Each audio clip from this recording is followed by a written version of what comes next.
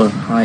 It's me, Asman Munir. I'm going to present our group assignment for subject audit and insurance compliance.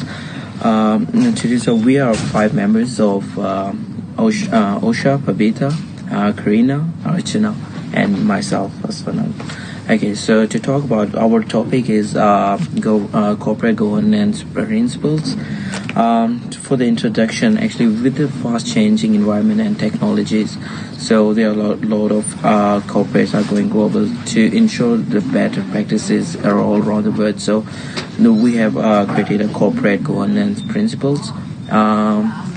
To do so, it's actually basically ensures the safety and the better practices for any corporate, which also helps our company to perform well in the performance and to minimize really the potential threat of the frauds and misrepresentation. So to do so, we have like eight principles. The first one is actually lay down a very genuine and solid foundation of group management management actually. Sorry. So likely effect of adoption of this principle is concerned with the respective role and responsibilities of the directors, and it's also affect the list of members, and it particularly the roles are distributed within those members and board of directors. So the second thing is likely influence of all adaptation on this principle. So the risk management process. The risk process management, in this case, evaluation of members' performance through their annually performance evaluation, or either it could be a periodic evaluation as well. So about the next thing is audit strategy. So for the audit strategy, it depends actually on the checklist. If a company would evaluate that, okay, if they have done those evaluations, there must be a checklist which would be provided with they have done it to go through them actually. So the last thing is audit evidence. For the audit evidence, the essential document for that to check all of those evidences which are related to that checklist, as I just said, on audit strategy. So an auditor would go through all of those checklists if they have been conducted with the right person and with the right authorization. Thank you so much. And my next member would continue that part. Thank you. Hello, I'm the second group member. My name is Kate Nasrasta, and I'm going to present about the second and the third principle. Second principle states that the structure the board to be effective and add value. In order to gain the investor confidence, the process of appointment should be formal, transparent, and rigorous. Risks can be assessed by establishing the board skill matrix to set the mixture of the skill, which increase the accountability and match the skill requirements. Audit should use the approach of listing the names of the independent director along with the service period. Audit can use the strategy by testing the entire year, not just at the time of the appointment of the directors. Audit evidence can be a list of interest, position, and the relationship of the directors with the entity has to be made and given to the security holders before the election. And the third principle is instill a culture of acting legally, ethically, and responsibly. The board and the management must act with the high standard of integrity and ensure the compliance with all the application of the laws and orders. Risk assessment should be done by placing adequate internal control to cheer the fair nature of the business and to minimize the fraud. The board has to set out the plan for the training of the employees to follow the laws and regulation of the organization. Audit strategy includes whistleblowing policies, and the audit evidence includes any violations of the company rules and regulations should be reported and act adequately, and adequate disciplinary action has to be taken by the organization. Thank you. Usha Maharjan, and I'm here to present Principle 4 and Principle 5. Principle 4 is safeguard the integrity of corporate reports. This principle states that corporate reports should be foolproof enough and appropriate according to the nature and size of the business. There should be well-defined structure and proper presentation of financial position. By adopting this principle, the audit committee takes adequate measures for the integrity of corporate reports. In risk assessment process, the reports are carefully ascertained, which minimizes the risk and also helps in providing error-free report. In audit approach, the members should meet all the specified criteria, whereas internal and external auditors' individual performance is decided by audit committee. In terms of audit strategy, before publishing report, it is to ensure that the report is materially accurate and provides adequate information to the investors for making informed decision. In terms of audit evidence, the CEO and CFO has to give an undertaking that, in their opinion, the financial statement provides a true and fair report of their financial performance. Moving on next to the principle 5. Principle 5 is make timely and balanced disclosure.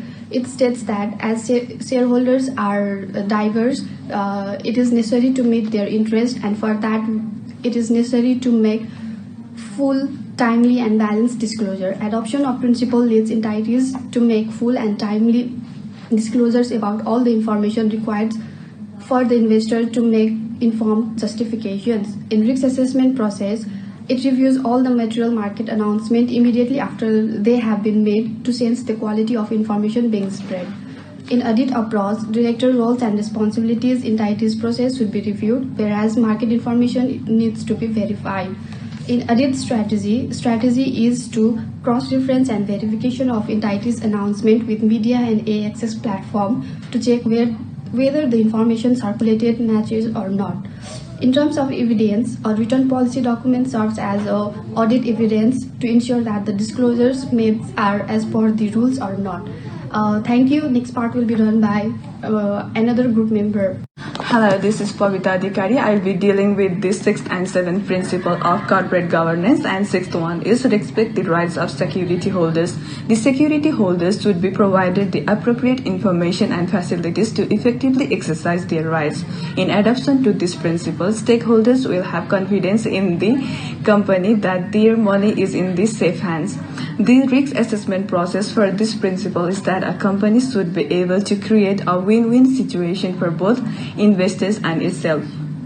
Audit approach for this principle is the company has to ensure the participation of stakeholders in meeting. Audit strategy involved in this principle is an open door communication policies in between stakeholders and company itself. Audit evidence for this principle is that various resolutions should be properly recorded. And the 7th principle is recognize and manage risks. A sound risk management framework should be placed, and a periodic review of the same has to be carried out to ensure the effectiveness of the framework. In adoption to this principle, the company should design the appropriate risk management policies. The risk assessment process for this is transparency in the company's risk management framework. Audit approach is monitoring whether the entity is operating within the framework and reviewing of any material instances involving frauds. Audit strategy is knowing the emerging sources of risks and finding out the mitigation measures. Audit evidence for this principle is disclosures and the details of periodic reviews. Hi, my name is Archana Newpane.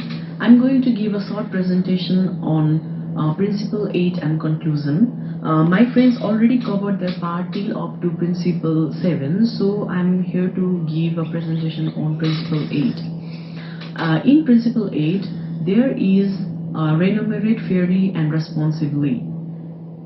It includes a likely effect of full adoption of the principle. Likely influence of full adoption means the governments will have a low attrition rate to ensure the smooth running of the business. And there is the likely influence of full adoption on risk assessment process, audit approach, audit strategy, and audit evidence. In risk assessment process, there is a fixing of remuneration packages of the executives and directors. Secondly, in audit approach, there is a scheme of approach or remuneration, whether equity-based performance or fixed remuneration is applied. And thirdly, there is the audit strategy. In audit strategy, power is given to confer to the community people to interview the management and seek professional advice. And lastly, there is the audit evidence. In audit evidence, there is the adequate compliance with the remuneration policies. So, moving to the conclusion, to conclude, corporate governance and audit go hand in hand. The enhancement of the rules and regulation has ensured a closer insight into the internal audit mechanism, and with higher level of corporate governance, the auditors will be able to perform their job more effectively and more fruitful way. And lastly, we wrote some reference from where we got the related information regarding the topic. Thank you.